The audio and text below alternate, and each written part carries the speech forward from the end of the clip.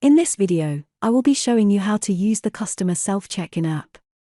You can go to the self-check-in app through your admin by clicking the Open Check-in app link here. The self-check-in app lets you know of the customer's arrival and allows work to start on their vehicle. The customer has two options. They can either scan the QR code and check in on their own device, or they can click Check in My Order on a device you have provided.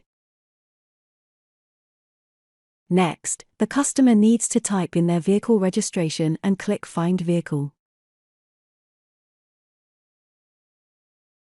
This then brings up the order that is related to the registration the customer has entered. It displays the date and time of the appointment, how long the job is expected to take, and that the order has now been marked as to do, which notifies your workers to begin the job. Then, the customer needs to check in their vehicle. They first need to click the Check in My Vehicle button. You can now see the vehicle has been checked in successfully. It now asks the customer to confirm their details and update their contact preferences. To complete the form, click Update My Details.